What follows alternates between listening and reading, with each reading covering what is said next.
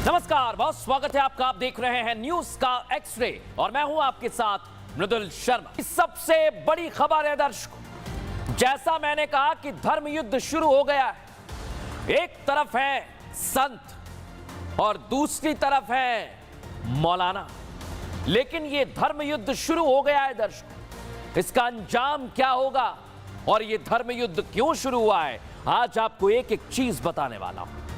और सबसे बड़ी बात दर्शकों, जैसे जैसे चुनाव अलग अलग राज्यों में होते हैं वैसे वैसे नए नए विवाद जन्म ले लेते हैं। लेकिन इन विवादों में क्या होता है, आज मैं आपको बता रहा हूं। महाराष्ट्र में आज से एक हफ्ते बाद विधानसभा चुनाव के लिए 288 सीटों पर वोटिंग होगी, झारखंड में भी होगी। लेकिन महाराष्ट्र की यह चुनावी जंग अब वोट वाली जंग के साथ साथ मजहबी जंग हो गई है। सियासत की ये लड़ाई नेताओं के बीच तो हो ही रही है, लेकिन अब इसके साथ साथ साधु संत और मौलाना मैदान में आ गए।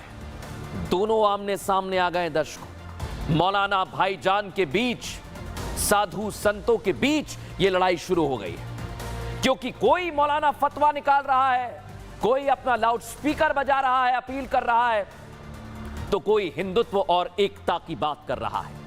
लेकिन ये लड़ाई क्यों आखिर साधु संत वर्सेस मौलाना के बीच में शुरू हो गई, और ऐसा मैं बार बार क्यों कह रहा हूं, इसके पीछे का कारण आज मैं आपको बताने वाला हूं दर्शकों। इसका कारण है क्योंकि एक एक करके मौलाना हो, मौलवी हो या फिर संत हो, वो अब महाराष्ट्र चुनाव के मैदान में आ गए। कैसा, ये आप देखिए। एक तरफ साधु संत हैं, दूसरी तरफ जमीयत उलेमा कह रहा है इंडी गठबंधन को ही वोट देना है। सोचिए जरा आप, इधर राम भद्राचार्य जी ने कह दिया है कि भगवाधारी को ही राजनीति करनी चाहिए, लेकिन फिर उलेमा बोर्ड आ गया। उलेमा बोर्ड क्या कह रहा है कि इंडी गठबंधन को ही वोट देना है, कुछ भी हो जाए। तो अभी मुक्तेश्वरानंद ने कहा कि फिर से महायुति की सरकार ले आई है। अब मौलाना ब्रिगेड एक बार फिर सामने आ गए, कहा कि महाअघाड़ी के लिए यानी कांग्रेस उद्धव ठाकरे के लिए आपको वोट करना है और फतवा जारी कर दिया। सोचिए जरा, बाबा बागेश्वर कह रहे हैं कि हिंदुओं अब वक्त है एक होने का। इसलिए यह लड़ाई सियासत से आगे बढ़ गई है दर्शकों और मजहबी हो गई है। लेकिन इस लड़ाई में कौन कैसे हमले बोल रहा है एक दूसरे के ऊपर, वो इस रिपोर्ट में दिखाता हूं।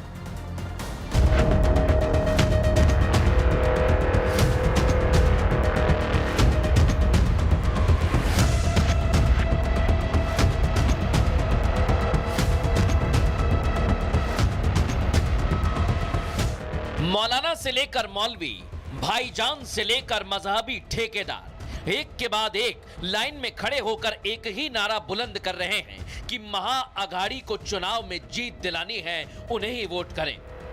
उलेमा से लेकर जमीयत उलेमाए हिंद तक फतवा निकालकर मुसलमानों से महाविकास अघाड़ी को वोट करने की अपील कर रहे हैं। नया फतवा झारखंड से निकला है। फतवा निकाला है जमीयत उलेमाओं ने, जिसमें साफ तौर पर लिखा है कि इंडिया गठबंधन को वोट करना है। चुनाव में फतवाबाजी को निशिकांत दुबे ने सोशल मीडिया प्लेटफॉर्म एक्स पर एक्सपोज कर दिया। भारतीय जनता पार्टी पूरी तरह से झारखंड में चुनाव हार चुकी है। ये अपना अंतिम अस्त्र अब यूज कर रहे हैं, हिंदू मुसलमान करने का प्रयास कर रहे हैं। ये जो दस्तावेज दिखलाया जा रहा है, ये पूरी तरह से भारतीय जनता पार्टी के आईटी सेल ने क्रिएट किया है। जमीयत उलेमा नामक संगठन ने अल्पसंख्यकों को आह्वान किया है, फतवा जारी किया है कि वो इंडी गठबंधन यानी कांग्रेस और झारखंड मुक्ति मोर्चा के उम्मीदवारों को वोट करें झारखंड के चुनावों में। और ये तो वही पार्टी के लोग हैं ना जिनके लिए इमाम बुखारी दिल्ली से फतवा जारी किया करते थे अल्पसंख्यकों को। तो बहुसंख्यकों के खिलाफ ये हमें लगता है बड़ा कुठाराघात है। जिस तरह मजहबी मौलाना मौलवी फतवा निकाल रहे हैं, दूसरी ओर हिंदू धर्म गुरुओं ने अभी तक कोई ऐसी अपील नहीं की थी, लेकिन अब अपील दूसरी तरफ से भी होने लगी है। अपील शंकराचार्य अभी मुक्तेश्वरानंद ने की और हिंदुओं से एकजुट होकर महायुति की सरकार बनाने की बात कह दी। जो गाय के लिए खड़ा है, अगर उसके लिए हम नहीं प्रशंसा करेंगे, उसके लिए अगर हम अनुरोध नहीं करेंगे लोगों से, तो किसके लिए करेंगे। और हिंदू जात से हम कहना चाहते हैं, जो भी हिंदू महाराष्ट्र में है, विधानसभा का चुनाव आया, जिन लोगों ने गौ माता को राज्य माता का दर्जा दिया, उन्होंने शिवाजी महाराज वाला काम किया है। शिवाजी महाराज ने गौ रक्षा की थी, इसीलिए शिवाजी महाराज की पदवी थी। अगर इस सरकार को आप दोबारा नहीं रिपीट करोगे तो पछताना पड़ेगा। इसलिए महाराष्ट्र के हर हिंदू से हम कहना चाहते हैं कि इस सरकार को फिर से मौका दे। जिस तरह मौलानाओं की टोली भीड़ इकट्ठा कर बीजेपी और मोदी के खिलाफ नैरेटिव गढ़ रही है, उसे लेकर जगत गुरु राम भद्राचार्य ने दो टूक कहा कि राजनीति सूट बूट वालों को नहीं, भगवाधारियों को करनी चाहिए। कोई लड़ाई सिर्फ किसी सीट की नहीं है, ये संविधान की हिफाजत की लड़ाई है। लेकिन पिछले 10 सालों से जो हालत हमारे मुल्क की हो रही है और दिन ब दिन उसके अंदर जो बिगाड़ पैदा हो रहा है, बड़ी साजिश के साथ और बड़ी होशियारी और मक्कारी के साथ पूरा हमारा संविधान को नुकसान पहुंचाया जा रहा है। आज उस मुल्क में खासतौर पर हम मुसलमानों के साथ जो हो रहा है, हमें बड़ा दुख होता है। कहाँ लिखा है राजनीति गुंडों को करनी चाहिए, राजनीति करनी चाहिए, राजनीति करनी चाहिए, भगवाधारी को ही राजनीति करनी चाहिए। ये भगवा ध्वज, ये भगवा रंग भगवान का रंग है। इसी भगवे झंडे को शिवाजी ने फहराकर पूरे राष्ट्र को एक कर दिया, महाराष्ट्र को एक कर दिया था। भगवाधारी को ही राजनीति करनी चाहिए, सूटेड बूटेड को भारत में राजनीति नहीं करनी चाहिए। जिस तरह दोनों ही वर्गों की तरफ से अपील का दौर शुरू हो गया है, उससे एक बात तो साफ हो गई कि महाराष्ट्र में चुनाव मजहबी होने के साथ साथ साधु संत वर्सेस मौलाना मौलवी हो चुका है। सबसे बड़ा धर्मयुद्ध दर्शकों शुरुआत में कह दिया था मैं। शंकराचार्य अवी मुक्तेश्वरानंद, जिनकी छवि बीजेपी विरोधी बयानों वाली रही है, वो अगर महायुति के समर्थन में हिंदुओं से वोट करने की अपील कर रहे हैं तो उसके पीछे महाराष्ट्र की महायुति सरकार के फैसले, यानी शिंदे सरकार के फैसले। 2 महीने पहले ही हिंदुत्व का झंडा लेकर शिंदे सरकार आगे बढ़ी और गौ माता को राज्य माता का दर्जा दे दिया। एक के बाद एक हिंदुत्व को लेकर लिए गए फैसलों का ही असर है दर्शकों कि अब अवी मुक्तेश्वरानंद ये अपील कर रहे हैं। लेकिन अब आपको मैं ये दिखाने वाला हूं कि कैसे सनातन को लेकर ये सरकार आगे बढ़ रही है। कौन से वो बड़े फैसले हैं, आइए जरा आपको दिखाता हूं। ये आप देखिए, धर्म पथ पर चल रही है और सनातन सर्वोपरि है महायुति के लिए। क्यों कह रहा हूं? क्योंकि देसी गाय राजमाता का दर्जा महाराष्ट्र में मिला है। इतना ही नहीं दर्शकों, जो मराठा मानुष की बात करते हैं बाला साहेब ठाकरे, उनके पद चिन्हों पर चले एकनाथ शिंदे और महायुति सरकार और मराठी को शास्त्रीय भाषा घोषित कर दिया। ये 3 फैसले ऐसे हैं दर्शक जो महायुति के लिए सबसे बड़ा शस्त्र साबित हो रहे हैं। लेकिन आप सोचिए, जैसे जैसे ये फैसले लिए जा रहे हैं वैसे वैसे महाअघाड़ी के पेट में दर्द हो रहा है और उद्धव ठाकरे तो घबरा गए हैं। क्या कह रहे हैं वो, इस रिपोर्ट में दिखाता हूं।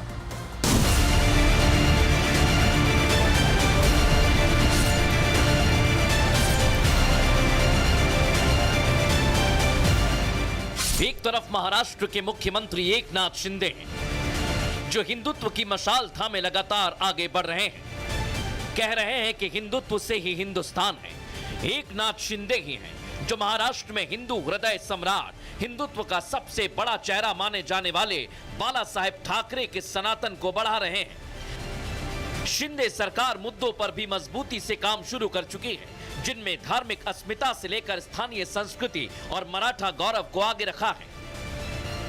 देसी गाय ये हमारे किसानों के लिए एक वरदान है और हमने इसीलिए ये दर्जा देने का निर्णय लिया है। और साथ में हम लोगों ने जो हमारे यहाँ पर बांजरपुर होते हैं वहाँ पर भी जो देसी गौ माता है उसके परिपोषण के लिए, उसके चारे के लिए मदद करने का फैसला किया है। बाला साहेब ठाकरे के पद चिन्हों पर चलते हुए शिंदे सरकार तेजी से अपने धर्म पथ पर आगे बढ़ रही है।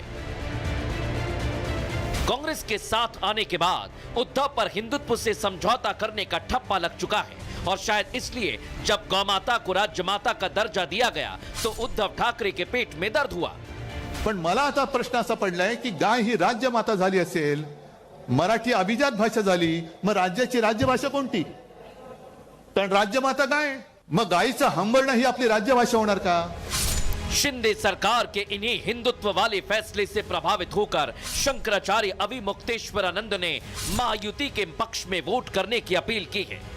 जिन लोगों ने गौ माता को राज्य माता का दर्जा दिया है, उन्होंने शिवाजी महाराज वाला काम किया है। इसलिए महाराष्ट्र के हर हिंदू से हम कहना चाहते हैं कि इस सरकार को फिर से मौका दे। अब महायुति सरकार को दोबारा रिपीट करने की अपील साधु संत कर रहे हैं, लेकिन अपील का कितना असर होगा ये 23 तारीख को ही साफ हो पाएगा। 23 तारीख में समय है दर्शकों, लेकिन उससे पहले बयानों के तीर चल रहे हैं। कैसे ये बाण एक दूसरे पर फेंके जा रहे हैं, कहीं बटोगे तो कटोगे, कहीं रजाकार, कहीं आतंकी, कहीं कुत्ता, कहीं भगवा, ऐसी ऐसी बातें दोनों ओर से की जा रही हैं। यानी महाराष्ट्र में धर्म युद्ध चल रहा है तो सियासत में भी बड़ी लड़ाई चल रही है दर्शकों, और ये लड़ाई बहुत ज्यादा दिन नहीं चलेगी, क्योंकि अब चुनाव आने ही वाले हैं, वोटिंग की तारीख नजदीक आ रही है दर्शकों, लेकिन मर्यादा लगातार तार तार हो रही है। हर चुनाव की कहानी यही है, चुनाव आते हैं, नेताओं के मुंह से जहरीले बयान निकलने लगते हैं, और महाराष्ट्र से लेकर उत्तर प्रदेश हो या झारखंड हो, इन बयानों की लंबी फहरिस्त है। ऐसे ही तीर छोड़े जा रहे हैं। इन बयानवीरों में सबसे नया बयान तो कांग्रेस की तरफ से ही आया। अभी तक कांग्रेस अध्यक्ष मल्लिकार्जुन खड़गे सीएम योगी के दिए बटोगे तो कटोगे वाले नारे को आतंकी भाषा बता रहे, लेकिन अब आ गए महाराष्ट्र कांग्रेस के अध्यक्ष नाना पटोले। तस्वीर दिखाइए, ये रहे नाना पटोले। ये 2 कदम आगे निकल गए दर्शक। और राजनीति में सत्ता पक्ष पर सवाल उठाना ठीक है, आप उठाइए, लेकिन बदले की भावना से अपमानजनक बयान बिल्कुल ठीक बात नहीं, ये शिष्टाचार नहीं। लेकिन नाना पटोले सब भूल गए, क्या कह रहे हैं सुनवाता हूं आपको। मैं पूछना चाहता हूं, क्या अकोला जिले के ओबीसी के लोग आप बीजेपी को वोट करोगे? जो आप बीजेपी को समय आ गया है, बीजेपी को समय आ गया है। ये इतनी मस्ती में आ गए कि ये किसी को, अब ये तो भगवान हो गए ना, पहले देवेंद्र जी थे। देख लिया आपने नाना पटोले, लेकिन दर्शकों ये इतने बयानवीर नहीं है, और बयानवीर हैं जिनकी आज हमने पूरी एक्सरे रिपोर्ट निकाल ली। ये कौन कौन है, क्या क्या कह रहे हैं, आइए जरा आपको दिखाता हूं। पहले है नाना पटोले, अब बीजेपी को वो हम सुनवा भी नहीं सकते, दिखा भी नहीं सकते। अब समय आ गया है, बटोगे तो कटोगे वाली भाषा आतंकी है, ये कौन कह रहा है? मल्लिकार्जुन खड़गे कह रहा है। सोचिए जरा। और असदुद्दीन ओवैसी तो कह रहे हैं, ए देवेंद्र फडणवीस तुमको डकैत बोला जाए। सोचिए जरा, देवेंद्र फडणवीस भी पीछे नहीं है, कुत्ता भी, और ना जाने क्या क्या उन्होंने कहा। और औरंगजेब की पहचान पर यह घमासान आगे बढ़ गया है। नीतीश राणे भी कहते हैं कि सपने में आकर मारूंगा, ज्यादा बात की तो। अब आप सोचिए कि चुनाव चल रहा है या फिर एक दूसरे पर बयान देकर वोटों के लिए यह कोशिश की जा रही है कि सब अपने पाले में आ जाए। इसी कोशिश में जुटे हुए हैं, इस रिपोर्ट में दिखाता हूं।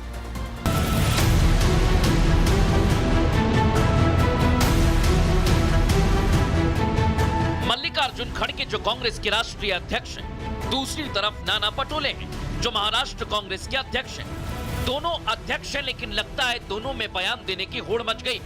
होड़ इस बात की कि कौन बीजेपी और उसके नेताओं को लेकर सबसे ज्यादा अपमानजनक बयान दे सकता है। शुरुआत तो मल्लिकार्जुन खड़गे ने ही की थी, जो योगी के बटोगे तो कटोगे के नारे को आतंकी भाषा बता रहे थे। लोगों को बोलते हैं बटेंगे तो कटेंगे, ये साधु का काम है, नाथ पंथ का काम है। अरे ये काम कोई टेररिस्ट बोल सकता है, आप नहीं बोल सकते। बयान दिए हुए 24 घंटे भी नहीं हुए थे कि नाना पटोले भी सामने आ गए। अकोला में चुनाव प्रचार कर रहे थे, बस फिर क्या था, बयान ऐसा दिया कि सियासत की सारी मर्यादाएं तार तार कर डाली। आप बीजेपी को वोट करोगे? जो आप बीजेपी को समय आ गया है, बीजेपी को समय आ गया है।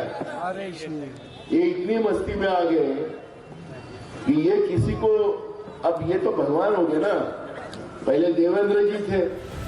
2 दिनों में कांग्रेस के राष्ट्रीय अध्यक्ष और प्रदेश अध्यक्ष के वोट बैंक को साधने के लिए इस तरह के बयानों पर बीजेपी अब अटैकिंग मोड में है। बीजेपी इन बयानों को कांग्रेस नेताओं की घटिया सोच बता रही है। देखिए, कांग्रेस बौखला चुकी है और कांग्रेस जब बौखला जाती है, उनको मालूम है कि वो हार की तरफ जा रहे हैं, तो फिर उन्होंने अपना मानसिक संतुलन वो खो देती है। वो जो बोलते हैं उनके ऊपर है, हमें उसके ऊपर कोई प्रतिक्रिया नहीं देनी। वो अपना मानसिक संतुलन खो चुके हैं। विनाश काले विपरीत बुद्धि, और कांग्रेस जब जब ऐसी घटिया मानसिकता दिखाती है, गंदी बयानबाजी करती है, कीचड़ उछालती है, उतना ही कमल खिलता है। महाराष्ट्र की जनता करारा जवाब देगी। बयानों को कांग्रेस की बौखलाहट कहें या फिर जानबूझकर दिए गए बयान, लेकिन ये बयान चुनाव में कहीं उसी पर भारी ना पड़ जाएं और जिस वोट बैंक को साधने के लिए वो एड़ी चोटी का जोर लगा रहे हैं, कहीं वो बीजेपी के पाले में शिफ्ट ना हो जाए। अब नेता एक दूसरे पर बयान देते हैं, यहां तक तो ठीक था दर्शक। एक तरफ कांग्रेस नेताओं की अभद्र भाषा, तो दूसरी तरफ कौन है? उद्धव ठाकरे, और उनकी भाषा भी कुछ ठीक नहीं है। उद्धव ठाकरे चुनाव आयोग के अफसरों को खुलेआम धमका रहे हैं दर्शकों, खुलेआम। महाराष्ट्र चुनाव को लेकर उद्धव ठाकरे यवतमाल के वानी हेलीपैड पर हेलीकॉप्टर से उतरे थे, वही तस्वीर आपको दिखा रहा हूं। इसके बाद चुनाव आयोग के अफसरों ने उद्धव ठाकरे के बैग को चेक करने की मांग की। बस फिर क्या था, उद्धव ठाकरे बिफर गए। चुनाव आयोग के अफसरों से नाम पता तक पूछने लगे और वीडियो बनाने लगे। आखिर में यह भी कह दिया कि अभी आप बैग खोलो, बाद में मैं आपको खोलूंगा। यह घमंड किस बात का है? अफसरों और उद्धव ठाकरे के बीच की पूरी हॉट टॉक आपको सुनवाऊंगा, लेकिन पहले 2 तस्वीर आप देख लीजिए। यवतमाल के बाद जब आज उद्धव ठाकरे उस्मानाबाद पहुंचे हेलीपैड पर ही, तब भी अधिकारियों ने बैग चेक करने के लिए उनसे कहा कि बैग तो चेक करेंगे, तो उद्धव ठाकरे आग बबूला हो गए, तमतमा गए और फिर अपना कैमरा निकालकर एक एक घटना को कैद करने लगे। लेकिन उद्धव ठाकरे को हो क्या गया है, पहले आप सुनिए कैसे वो अधिकारियों को धमका रहे हैं। काय नाव तुमचं? माझं अमोल गाठे नाव आहे साहेब. कुठे राहणार आहे? मी मूळचा अमरावतीचा. अमरावतीचा. जी सर. ठीक आहे. कोणाकोणाच्या तरुण बॅग तपासले? आता जस्ट नाही, माझी तपासता बरोबर आहे. माझ्या आधी कोणाची तपासली? पहिलाच दौरा तुमचा. कोण? हो, माझा पहिला आहे, पण माझ्या आधी कोणत्या राजकीय नेत्याची तपासले? नाही साहेब, 4 महिने झाले मला. 4 महिन्यात एकाची नाही तपासली. मीच पहिला गिराईक सापडलो. नाही साहेब, असं काही नाही. तुमची बॅग नाही, माझी तपासा तुम्ही. मी तपासायला अडवत नाही तुम्हाला, पण माझी एक बॅग तपासताना तुम्ही आतापर्यंत मिंद्याची तपासली का? देवेंद्र फडणवीसची तपासली का? अजित पवारची, मोदींची तपासली का? अमित शहाची तपासली? साहेब अद्याप नाही, अद्याप आले नाहीत. नाही आले तर मला तपासलीचा व्हिडिओ पाठवायचा. हो साहेब, नक्की. ठीक आहे, नक्की साहेब. हा, तुमच्या सगळ्यांचं मी एक करतोय. मोदींची बॅग तपासतानाचा मला तुमचा व्हिडिओ आला पाहिजे. हो साहेब. हा, तिकडे तुम्ही शेपूट नाही घालायची. हा व्हिडिओ मी रिलीज करतोय. ठीक आहे, तपासा बॅग माझी. बॅग रिकवर आहे. माझा युरिन पॉट पण तपासा जरा बाजूला. उद्धव ठाकरे का गुस्सा 7वें आसमान पर है और बीजेपी उन्हें इसीलिए घेर रही है। क्या कह रही है, सुनवाता हूं आपको। मुझे लगता है उद्धव ठाकरे फ्रस्ट्रेट हो गए हैं, इसलिए इसी तरह के कुछ क्रिएशन करके हमें सिंपत्ति मिलती है क्या, ऐसा प्रयास उनका है। उद्धव साहब ठाकरे की नौटंकी अभी इस चुनाव में नहीं चलेगी। सबका बैग चेक करने का अधिकार निवडणूक आयोग को है। देवेंद्र जी का बैग चेक किया है। एकनाथराव जी शिंदे मुख्यमंत्री होते हुए उनका बैग चेक किया है। कानून के सामने उद्धव ठाकरे अलग नहीं, कोई भी अलग नहीं।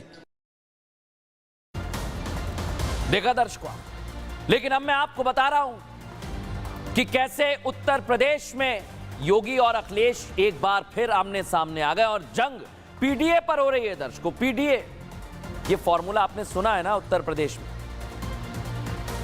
ये तस्वीर कैसी उत्तर प्रदेश की है पहले आपको दिखाते हैं।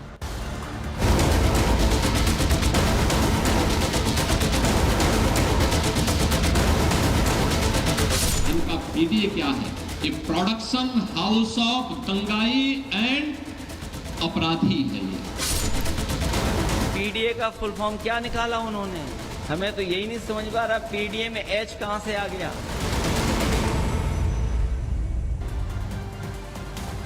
यूपी की 9 सीटों पर उपचुनाव होने वाले हैं, लेकिन चुनाव आपने कभी नहीं देखा होगा ऐसा जो उपचुनाव इस समय चल रहा है उत्तर प्रदेश में। ये सामान्य चुनाव नहीं रह गया है दर्शकों, ये नॉर्मल चुनाव से ज्यादा गर्मी वाला चुनाव हो गया है, क्योंकि उपचुनाव में बयानों के तीर चल रहे हैं, तुष्टीकरण का खुला खेल चल रहा है। और यही नहीं, जाति समीकरण के फॉर्मूले तैयार किए जा रहे हैं। समाजवादी पार्टी ने ऐसे ही जाति समीकरण सेट करने के लिए पीडीए का फॉर्मूला दिया था। सपा को लगा कि पीडीए का फॉर्मूला चल जाएगा, लोकसभा में चला है, उपचुनाव में भी जीत दिला देगा, लेकिन बीजेपी भी पीछे नहीं थी। योगी खुद उपचुनाव मैदान में आ गए, कमान संभाले हुए हैं। और यही वजह है दर्शकों, योगी ने अखिलेश के पीडीए वाले फॉर्मूले की हवा निकाल दिया ऐसा लग रहा है, क्योंकि योगी ने अखिलेश के पीडीए वाले फॉर्मूले का फुल फॉर्म बता दिया। अब फुल फॉर्म भी ऐसा जिसे सुनकर किसी के भी कान खड़े हो जाए, क्योंकि योगी ने अखिलेश का पीडीए का full form production house of दंगाई एंड अपराधी बताया। लेकिन इस फुल फॉर्म पर अखिलेश यादव घबरा गए, लेकिन वो रुके नहीं, उन्होंने भी योगी के पीडीए के फुल फॉर्म बताने पर सवाल उठा दिया है। और ये चल रहा है उत्तर प्रदेश में सबसे बड़ा, एक एक करके एक दूसरे पर हमला बोला जा रहा है। दिखाता हूं आपको। पीडीए की बात तो करती है, लेकिन मैं आपको बताऊं इनका पीडीए क्या है? ये प्रोडक्शन हाउस ऑफ दंगाई एंड अपराधी है।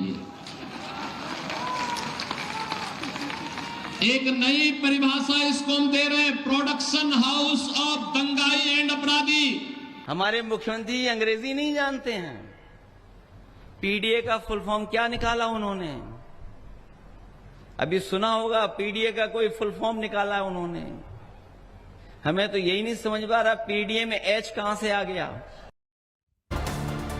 अखिलेश यादव यूपी उपचुनाव में चाहते हैं जीतना, और इसलिए वहां पोस्टर वॉर भी चल रहा है दर्शकों। एक पोस्टर बीजेपी की तरफ से लगता है तो उसी के जवाब में समाजवादी पार्टी का पोस्टर भी लग जाता है। देखिए जरा, बटेंगे तो कटेंगे देखा होगा, इसके जवाब में जुड़ेंगे तो जीतेंगे भी देखा होगा आपने। ये देख लीजिए, अब समाजवादी पार्टी की तरफ से अली भी हैं और बजरंगबली भी हैं, ये पोस्टर लग गया। देखिए जरा, संघ पीडीए के एकता की टोली भी लिखा हुआ है, जिसे देख विरोधियों में खलबली मची हुई है। अब ये पोस्टर जैसे ही लगा दर्शकों, सपा के इस पोस्टर का जवाब बीजेपी ने अपने एक पोस्टर से दिया, जिसमें लिखा है अली नहीं बजरंगबली चाहिए। जरा सोचिए, एक पोस्टर लगता है तो उसके जवाब में तुरंत दूसरा पोस्टर लग जाता है। और इसलिए हम कह रहे हैं कि यूपी का ये उपचुनाव सामान्य नहीं है, उससे भी ज्यादा पेचीदा हो गया है। बीजेपी क्या कह रही है, सुनवाता हूं आपको। भारतीय जनता पार्टी के पास कोई मुद्दा रह नहीं गया है। मोहसिन रजा बताएं, मुख्तार अब्बास नकवी बताएं कि क्या भारतीय जनता पार्टी को इस 9 सीटों पर हजरत अली या को इस तरह से अपमानित करके क्या आपको शिया वोट की जरूरत नहीं है? अब आपको भारतीय जनता पार्टी तो बजरंगबली को हमेशा से मानती रही है, उनका आदर करती रही है, उनकी पूजा करती रही है, उनके इष्ट प्रभु रामलला के जन्मभूमि के मंदिर निर्माण के लिए मार्ग प्रशस्त करती रही है। लेकिन जो राम भक्तों पर, कार सेवकों पर गोली चलवाते रहे हैं, वो आज चुनाव में बजरंगबली को याद कर रहे हैं। जो हर समय अली अली की रट लगाया करते थे, उन्हें आज बजरंगबली याद आ रहे हैं। ऐसे समय में चुनाव में जो बजरंगबली को याद करने का काम कर रहे हैं ना बजरंगबली उनके साथ आएंगे, ना अली उनके साथ आएंगे। देखा, अली और बजरंगबली तक बात पहुंच गई है दर्शकों। लेकिन यह सरगर्मी क्यों हो रही है, यह भी जान लीजिए। क्योंकि उत्तर प्रदेश उपचुनाव को लेकर सियासी पारा हाई है। योगी का बटेंगे तो कटेंगे वाला नारा हिट हो गया है, और समाजवादी पार्टी के पास इस नारे का अब तक तो कोई तोड़ नहीं। लेकिन सपा अपना पुराना पीडीए फॉर्मूला अपनाए हुए है, और योगी और अखिलेश सीधे सीधे आमने सामने आ गए। अब योगी ने बीजेपी के प्रचार की कमान संभाली हुई है, तो अखिलेश यादव भी लगातार चुनाव प्रचार कर रहे हैं। लेकिन अखिलेश यादव ने तुष्टीकरण को अपना हथियार बनाया है। और अखिलेश का फिलहाल कोई दांव नहीं चल पा रहा है, ऐसा कहना मुश्किल है, क्योंकि चुनाव होने वाले हैं। अब उपचुनाव के नतीजों पर ही सबकी निगाहें हैं कि आगे होगा क्या, किस तरह से ये सियासी लड़ाई आगे बढ़ेगी, इसी पर सवाल बना हुआ है। लेकिन हमले अब भी जारी हैं, दिखाते हैं आपको।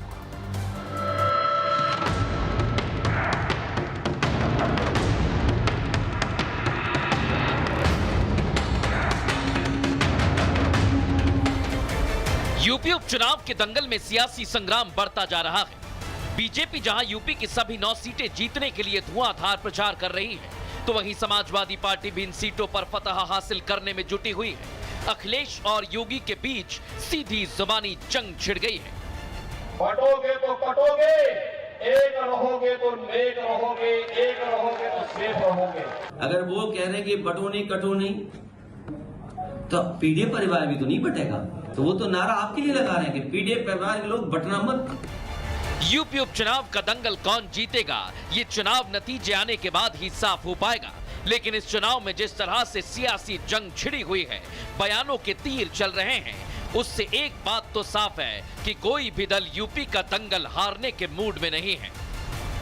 देश का इतिहास बताता है, बटे थे तो राम मंदिर का अपमान हमें झेलना पड़ा था। ये बांटने वाले लोग आपके दुश्मन हैं। जो इनकाउंटर वाले हैं उनका काउंटडाउन शुरू हो गया है।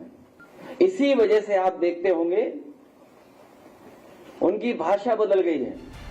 यूपी में जो उपचुनाव हो रहा है, ऐसा चुनाव आपने पहले नहीं देखा होगा, ना ही सुना होगा, क्योंकि इस चुनाव में पूर्ण चुनाव वाली सियासी गर्मी छाई हुई है। कोई भी दल एक बयान देता है तो उसके जवाब में दूसरा दल तुरंत उस पर पलटवार करता है। ऐसा लगता है मानो दोनों तरफ से लोग आरोप प्रत्यारोप के मूड में बैठे हैं। अब सियासत की एक और लड़ाई चल रही है दर्शक। इधर है मल्लिकार्जुन खड़गे, जो योगी आदित्यनाथ को आतंकी वाला बयान देने को लेकर घेर रहे थे, लेकिन आज योगी आदित्यनाथ ने घेरा, जवाब भी दिया, वो भी अपनी स्टाइल में। और उन्होंने बताया कि मैं साधु हूं, संत हूं और मेरे लिए सबसे पहले देश है। लेकिन सोचिए दर्शकों कि ये लड़ाई आखिर क्यों चल रही है। योगी आदित्यनाथ ने आज इतिहास भी बताया। कांग्रेस अध्यक्ष मल्लिकार्जुन खड़गे ने योगी आदित्यनाथ पर हमला बोला। योगी आदित्यनाथ ने कहा था बटोगे तो कटेंगे, बटेंगे तो कटेंगे। मल्लिकार्जुन खड़गे ने कहा कि ये आतंकियों की भाषा है। लेकिन आज योगी आदित्यनाथ ने जवाब दिया। उनके परिवार पर जो अत्याचार किया गया था, जो अत्याचार आज से कई साल पहले हुआ था, वो याद दिलाया है योगी आदित्यनाथ ने। सुनवाता हूं आपको।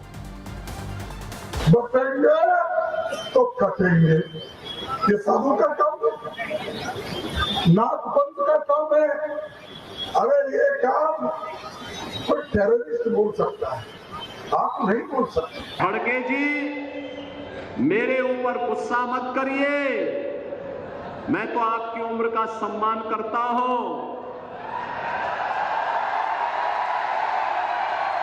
आपको गुस्सा करना है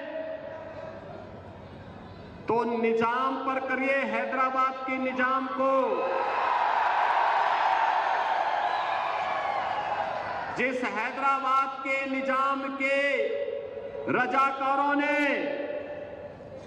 आपके गांव को जलाया था,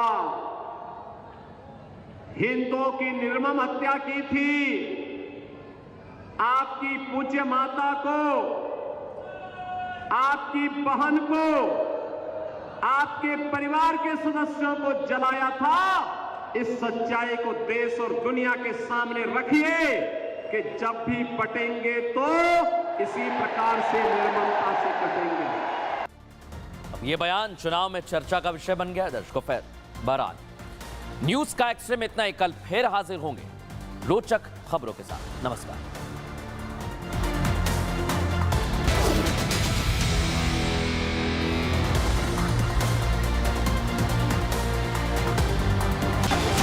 पलटवार किया है और और ये कहा है कि हमारे लिए पहले देश है, लेकिन कांग्रेस के लिए सत्ता पहले है। कांग्रेस के लिए मुस्लिम तुष्टीकरण सर्वोपरि है। तो आपको बता दें कि देखिए उत्तर प्रदेश में चुनाव की घड़ी नजदीक आ रही है, वैसे वैसे जुबानी वार भी तेज हो चुका है।